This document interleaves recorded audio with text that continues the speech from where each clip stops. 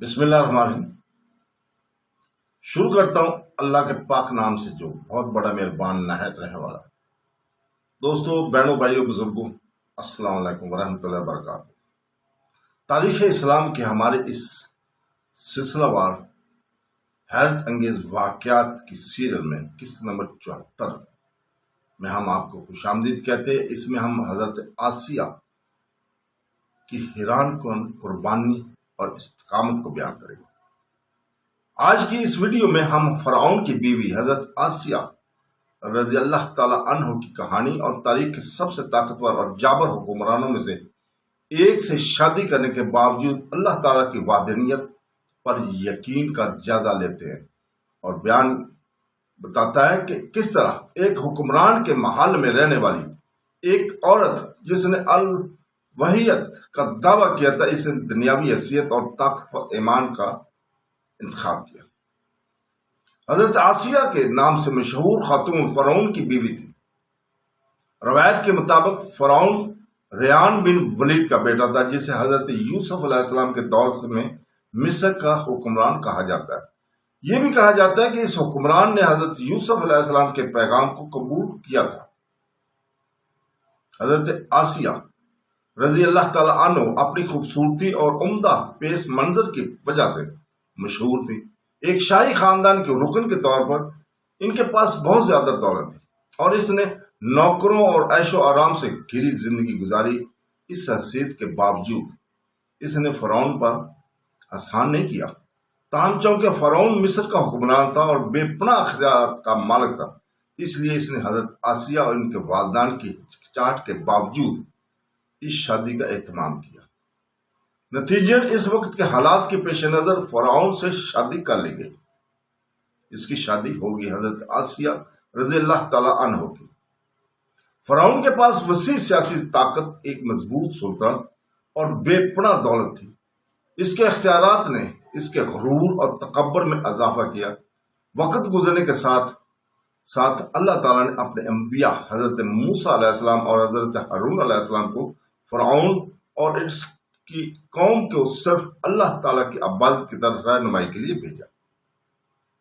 ان انبیاء نے بنی اسرائیل اور اہل مصر کو اللہ تعالیٰ کی وحدانیت کی طرف بلایا اور باطل معبودوں کی پرستش سے خبردار کیا، پوجا سے خبردار کیا۔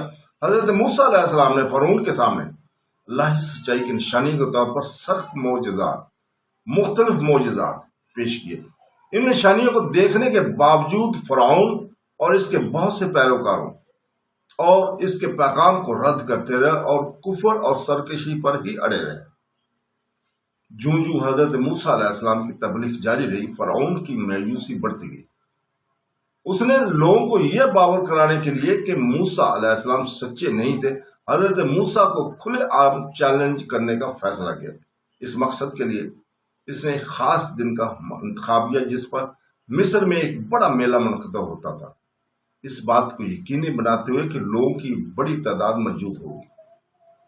اس کے بعد فرعون نے مصر بھر سے ماہر جادوگروں کو بلایا اور انہیں حضرت موسیٰ علیہ السلام سے مقابلہ کرنے کی ہدایت کی۔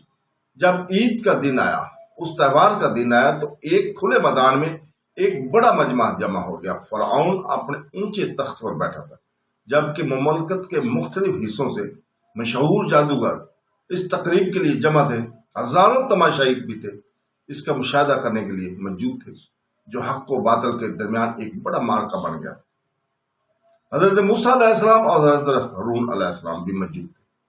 مقابلہ اس وقت شروع ہوا جب جادوگروں نے اپنی رسیاں اور لاٹھی زمین پر پھینک دی، اور ان کے جادو کے ذریعے یہ اشیاء میدان میں پھیلے ہوئے سانپ بن کر دکھائی دینے لگے۔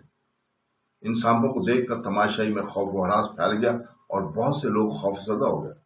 تاہم فرعون اور جادوگر اس بات سے خوش تھے جسے وہ طاقت کامیاب مظاہرہ سمجھتے تھے۔ اسی وقت اللہ تعالیٰ نے حضرت موسیٰ علیہ السلام کو حکم دیا کہ وہ اپنے عصا ڈال دے۔ اللہ کے حکم کی تعمیل کرتے ہوئے حضرت موسیٰ علیہ السلام نے اپنا عصا گرا دیا میدان میں۔ اللہ کی مرضی سے یہ ایک عظیم اور طاقتور سانپ کی شکل میں نمودار ہوا، جس نے جادوگروں کے پیدا کردہ وہم کو نگل گیا۔ وہ چھوٹے سے چھوٹے سانپوں کو سب کو نگل گیا۔ جب جادوگروں نے یہ واقعہ دیکھا تو فوراً پہچان لیا کہ یہ جادو نہیں تھا۔ سچائی کو جان کر ایمان ان کے دلوں میں داخل ہو گیا۔ انہوں نے اللہ تعالیٰ کے سامنے سجدہ ریز ہو کر اس کی وحدانیت پر یقین کا اعلان کیا۔ اس طرح جادوگروں نے حضرت موسیٰ علیہ السلام کی لائی ہوئی سچائی کو قبول کر لیا۔ اس واقعہ کی خبر بالآخر حضرت آسیہ تک پہنچی۔ جب اسے حضرت موسیٰ علیہ السلام کا معجزہ اور جادوگروں کے عقیدہ کی علم ہوا تو اس کے دل پر حقیقت واضح ہوگی۔ اس کے نتیجے میں اس نے اللہ تعالیٰ کی وحدانیت پر ایمان قبول کیا۔ تاہم حضرت آسیہ کے لیے ایمان قبول کرنا آسان فیصلہ نہیں تھا۔ وہ ایک ایسے حکمران کی بیوی تھی جو ظلم اور جبر کے لیے مشہور تھی۔ وہ سمجھ گئی کہ اگر فرعون نے اس کا عقیدہ دریافت کر لیا تو وہ ایسے سخت سزا اور ایذا کا نشانہ بنائے گا۔ ان خدشات کے باوجود اس نے ایمان کا انتخاب کیا اور اللہ تعالیٰ پر بھروسہ کیا۔ ابتدا میں حضرت آسیہ رضی اللہ تعالیٰ نے اپنا عقیدہ دوسرے سے چھپایا، ظاہر نہیں ہونے دیا۔ کچھ عرصہ تک اس کا ایمان پوشیدہ رہا۔ پھر ایک ایسا واقعہ پیش آیا جس نے اس کے یقین کو مزید پختہ کر دیا اور فرعون کے ظلم اور جبر سے اس کی نفرت میں مزید اضافہ کر دیا گیا۔ اس واقعہ میں فرعون کی بیٹی کے بالوں میں کنگھی کرنے کا ذمہ دار ایک خادم شامل تھا۔ ایک دن اپنے فرائض سر انجام دیتے ہوئے نوکر نے کنگھی گرا دی۔ اسے اٹھاتے ہی اس نے اللہ تعالیٰ کا نام لیا۔ فرعون کی بیٹی نے یہ باتیں سن کر فرعون کو خبردار کر دیا کہ خادم اس کے علاوہ کسی اور رب کو مانتا ہے۔ یہ سن کر فرعون کو غصہ آیا اور اس نے خادم کو اپنے دربار میں بلایا۔ اس نے اس سے اس کے عقائد کے بارے میں سوال کیا اور پوچھا کہ کیا وہ اس کے علاوہ کسی کو اپنا رب مانتے ہیں؟ نوکر نے جواب دیا کہ اس کا رب اور فرعون کا رب ہی ہے جس کا کوئی شریک نہیں۔ اس نے اعلان کیا کہ صرف اللہ تعالیٰ ہی عبادت کا مستحق ہے۔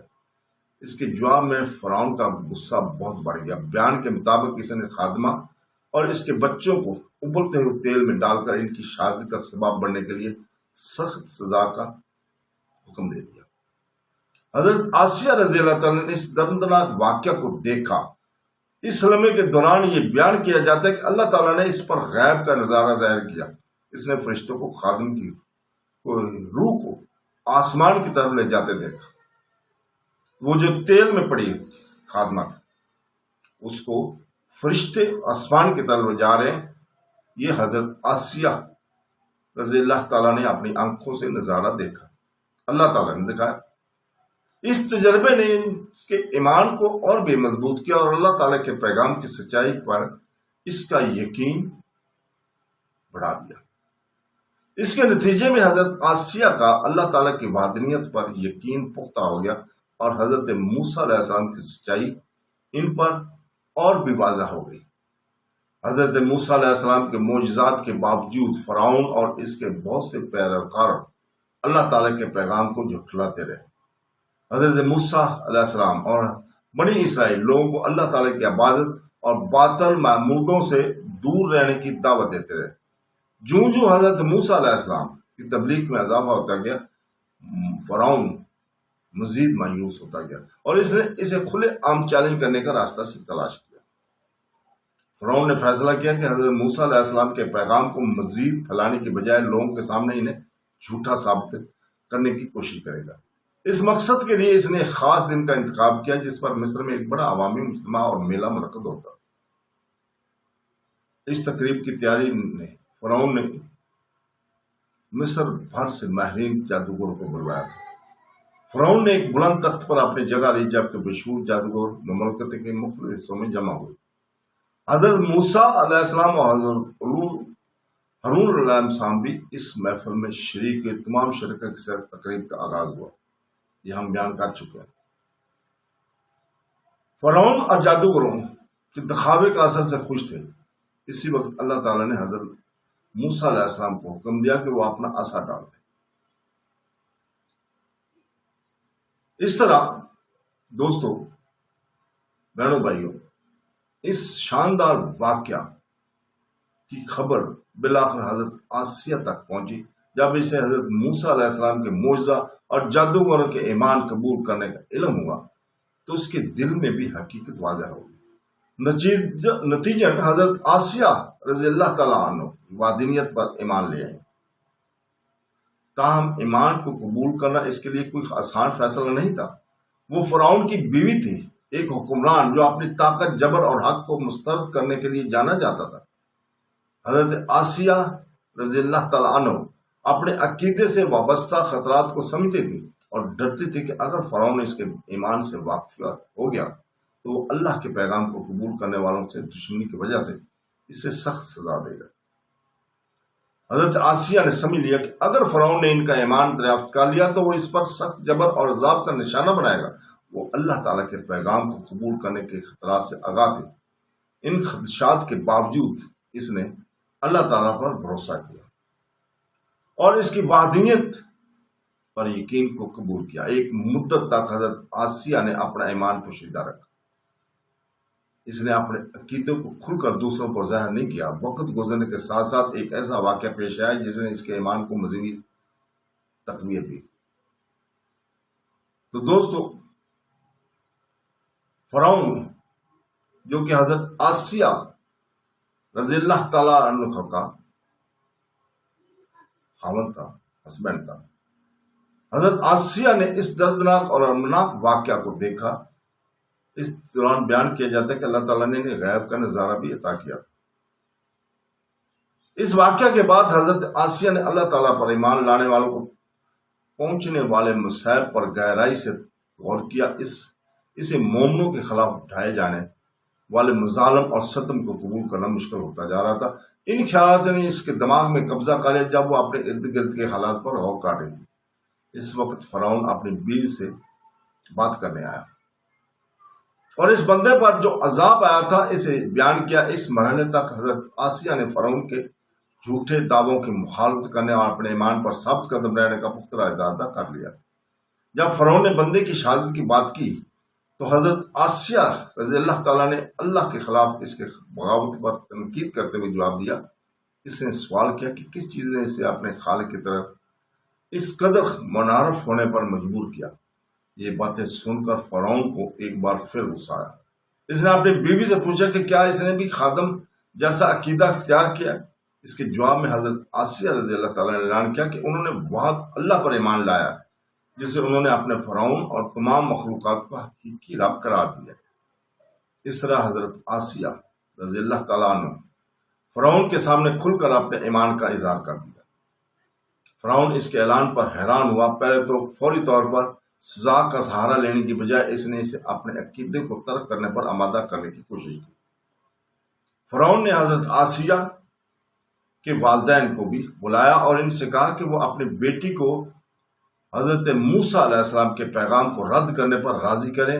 اس نے انہیں خبردار کیا کہ اگر اس نے اپنا ایمان نہ چھوڑا تو اسے موت کا سامنا کرنا پڑے گا۔ حضرت آسیہ رضی اللہ تعالیٰ کے والدین ان سے نجی طور پر ملاقات کی اور انہیں اپنا موقف بدلنے پر آمادہ کرنے کی کوشش بھی کی، تاہم اس کا ایمان پختہ اور اٹل ہو چکا تھا۔ اس نے اپنے عقیدے کو ترک کرنے سے انکار کر دیا اور کہا کہ وہ اللہ کی وحدانیت کا انکار نہیں کر سکتی جسے وہ سچا رب تسلیم کرتے ہیں۔ جب یہ کوشش بھی ناکام ہوگی تو فرعون نے اپنی بیوی کو اپنے عقیدے کو چھوڑنے اور اسے دیوتا ماننے پر مجبور کرنے کی کوشش میں اسے طرح طرح کی سزائیں دینے کا فیصلہ کیا۔ روایات کے مطابق حضرت آسیہ پر فرعون کے حکم سے سخت ظلم و ستم ڈھائے گئے۔ اس کے ہاتھ پاؤں روکے ہوئے تھے، بندھے ہوئے تھے اور اس کو دھوپ کی شدت گرمی میں رکھا گیا۔ ان کے سینے پر لوہے کا بھاری وزن رکھا گیا تاکہ وہ حرکت نہ کر سکے۔ ان سختیوں اور جسمانی تکلیف کے باوجود حضرت آسیہ رضی اللہ تعالیٰ عنہ اپنے عقیدہ پر ثابت قدم رہی۔ ظلم و ستم کے دباؤ میں اس کا ایمان کمزور نہیں ہوا، بلکہ جن مشکلات کا سامنا کرنا پڑا اس نے اللہ تعالیٰ سے اس کے عزم کو مضبوط کیا اور سچائی پر اس کے یقین کو بڑھایا۔ ان آزمائشوں کو برداشت کرنے کے بعد حضرت آسیہ اپنے ایمان پر قائم رہی۔ جب فرعون نے دوبارہ ان سے اپنا عقیدہ ترک کرنے کا مطالبہ کیا تو فرعون کو اس مطالبے کے جواب میں کہ وہ اپنا ایمان چھوڑ دیں، حضرت آسیہ رضی اللہ تعالیٰ ثابت قدم رہی اور پورے یقین کے ساتھ جواب دیا۔ اس پر سخت دباؤ کے باوجود اس کی ثابت قدمی نے اس کی یقین کی مضبوطی کا مظاہرہ کیا۔ روایت کے مطابق فرعون کا اقتدار اور طاقت حضرت آسیہ رضی اللہ تعالیٰ کے ایمان اور جرت پر قابو پانے میں ناکام رہی۔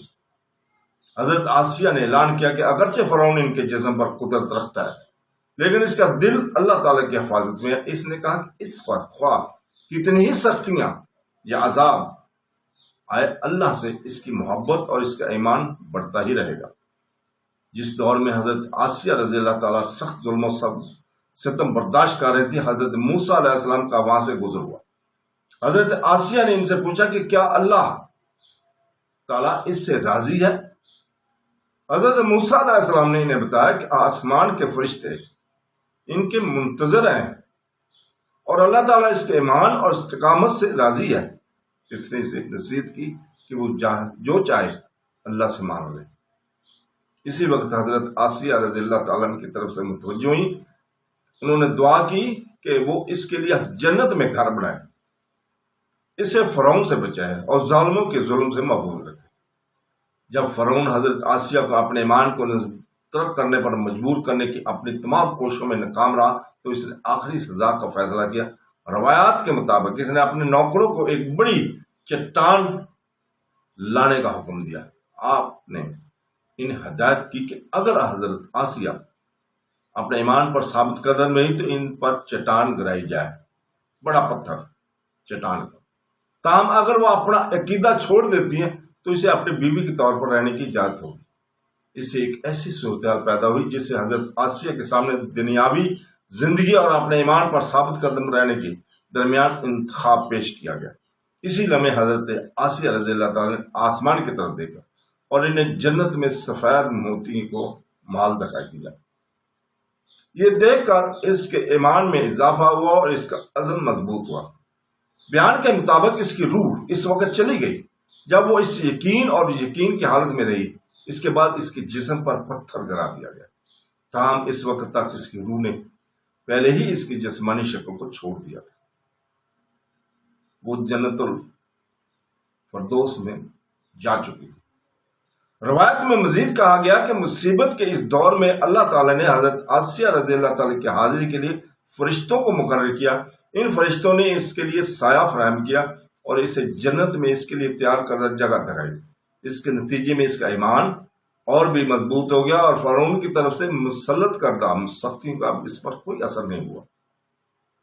اس طرح حضرت آسیہ رضی اللہ تعالیٰ نے اپنے سامنے آنے والی ہر دینوی مشکل کو برداشت کیا، پھر بھی وہ اللہ تعالیٰ کی وحدانیت پر قائم رہی اور کبھی اپنے عقیدہ سے دستبردار نہیں ہوئی۔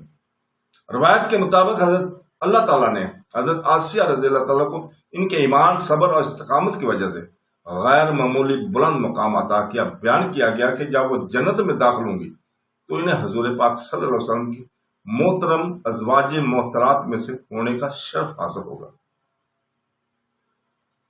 حضرت آسیہ رضی اللہ تعالیٰ کا قصہ ایمان، صبر اور اللہ تعالیٰ کے لیے سخت جبر کے وقت لگن کے مثال کے طور پر پیش کیا گیا۔ یہ دنیاوی مشکلات سے قطع نظر اپنے عقائد پر ثابت قدم رہنے کی اہمیت کو واضح کرتا ہے۔ ہم اللہ رب العزت سے دعا کرتے ہیں کہ وہ ہمارے دلوں میں اس کے لیے ایمان اور محبت کو محفوظ رکھے اور ہمیں حضور پاک صلی اللہ علیہ وسلم کی تعلیمات پر ایمان اور عقیدت کے ساتھ جینے اور مرنے کی توفیق عطا فرمائے۔ آمین ثم آمین۔ اللہ حافظ۔